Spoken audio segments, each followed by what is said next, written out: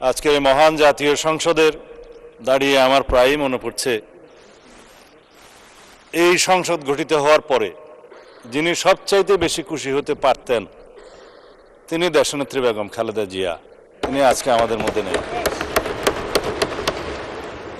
দীর্ঘ ৪৫ বছরও বেশি আমি দেশনেত্রী বেগম খালেদা জিয়ার সহকর্মী হিসাবে, কখনো কর্মচারী হিসাবে, কখনো সংসদ সদস্য হিসাবে, কখনো মন্ত্রী হিসাবে, কখনো দলের নেতা হিসাবে তার ছায়াতলে ছিলাম, স্নেহের ছায়াতলে ছিলাম, নেতৃত্বে ছিলাম। অনেক আন্দোলন, অনেক সংগ্রাম, অনেক ত্যাগ তিতিক্ষা, কিন্তু তার সাথে পৃথিবীর কোনো ত্যাগের কোনো তুলনা করা যায় না।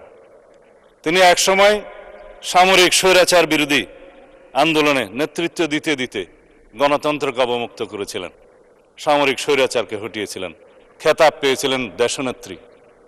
তখন আপসহীন নেত্রী হিসেবে তিনি খেতাব পেয়েছিলেন। তারপরে গণতন্ত্রের যে যাত্রা ১৯৯১ সালে শুরু হলো, সংসদীয় গণতন্ত্রের যাত্রা শুরু করলেন।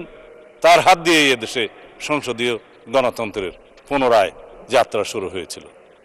তার হাত ধরেই এদেশে তত্ত্বাবধায়ক সরকার পদ্ধতি চালু হয়েছিল এবং তার হাত ধরেই বাংলাদেশে গণতন্ত্র এবং নারী শিক্ষার অগ্রগতি হয়েছিল অভূতপূর্ব।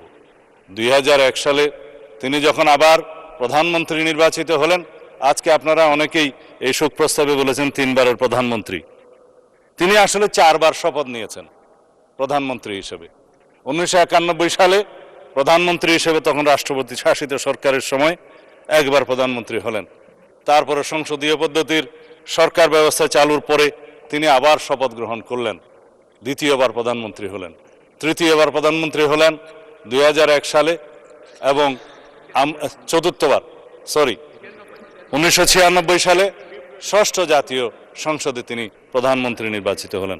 এই ৩ বার, চতুর্থবার ২০০১ সনে প্রধানমন্ত্রী নির্বাচিত হলেন। তিনি অপরাজিতা। বাংলাদেশের রাজনীতিতে এরকম আর কোনো নজির নাই, উপমহাদেশে আছে কিনা জানি না। যতবারই যত আসনেই তিনি নির্বাচন করেছেন ততবারই তত আসনে তিনি নির্বাচিত হয়েছেন। তিনি আপসহীন দেশনেত্রী হিসেবে খেতাব পেয়েছেন। বিগত সময়ে স্বৈরাচার বিরোধী, সামরিক স্বৈরাচার বিরোধী আন্দোলনের সময়ের ধারাবাহিকতায় বাংলাদেশের গণতন্ত্র যার হাত দিয়ে বারবার অবমুক্ত হয়েছে, সেই ধারাবাহিকতায় ফ্যাসিবাদ বিরোধী গণতান্ত্রিক আন্দোলনে অবিরাম সংগ্রামের মধ্য দিয়ে তার নজিরবিহীন ত্যাগের নজির স্থাপন করে তিনি খেতাব পেয়েছেন বাংলাদেশের মানুষের কাছে দেশনেত্রী। চিজি আইসক্রিমের সাথে ভেলভেটি কেকের মিশ্রণে পোলার রেড ভেলভেট আইসক্রিম, মন ভালো থাক। এবং গণতন্ত্রের মা। আজকে সেই গণতন্ত্রের মা আমাদের মধ্যে নেই। তিনি নেই, কিন্তু তিনি আছেন বাংলাদেশের প্রতিটি মানুষের অন্তরে।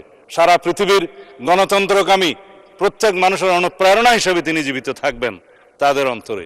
তিনি যদিও আমাদের মধ্যে শারীরিকভাবে নেই, সারা পৃথিবীর মানুষের গণতন্ত্রের অনুপ্রেরণা হিসাবে তিনি সারা পৃথিবীর মানুষের মধ্যে জীবিত থাকবেন, জাগরুক থাকবেন। তিনি আমাদের অনুপ্রেরণা জুগিয়ে যাবেন। তার সেই নেতৃত্ব, গণতন্ত্রের জন্য অপরিসীম ত্যাগ এবং তার সংগ্রামের কাহিনী আজীবন বাংলাদেশের ইতিহাস যতদিন থাকবে ততদিন দেশের মানুষ স্মরণ রাখবে এবং অনুপ্রাণিত হবে। আজকে দীর্ঘ আলাপ করার সময় নেই, কিন্তু তার জীবনে নিয়ে আলাপ করতে গেলে জাতীয় সংসদের অধিবেশন একটি কেন, প্রত্যেকটা অধিবেশনই যেন কম হয়ে যাবে। সুতরাং আমি আজকের এই মহান জাতীয় সংসদে, যেহেতু আমাদের দীর্ঘ ১৭ বছরের রক্তের উপর দাঁড়িয়ে, যেই গণতান্ত্রিক সংগ্রামের উপরে দাঁড়িয়ে শহীদের আকাঙ্ক্ষার ভিত্তিতে যে ভিত্তি নির্মাণ হয়েছে, তার ভিত্তিতে আমরা এই জাতীয় সংসদে দাঁড়িয়ে আছি। সেই জন্য আমি আজকে সময় বেশি নেব না। এই কামনা শুধু করতে পারি তিনি আমাদের গণতান্ত্রিক সংগ্রামে আজীবন অনুপ্রেরণা হয়ে থাকবেন। যারা দীর্ঘ ১৭ বছরের ধারাবাহিক সংগ্রামকে প্রত্যক্ষ করেছেন, যার ধারাবাহিকতায় ২০২৪-এর ছাত্র গণ অভ্যুত্থান সংগঠিত হয়েছে, সেই অভ্যুত্থানের একটি বিশাল অংশ জুড়ে দেশনেত্রী বেগম খালেদা জিয়ার নেতৃত্ব আমাদেরকে অনুপ্রেরণা এবং সাহস জুগিয়েছিল।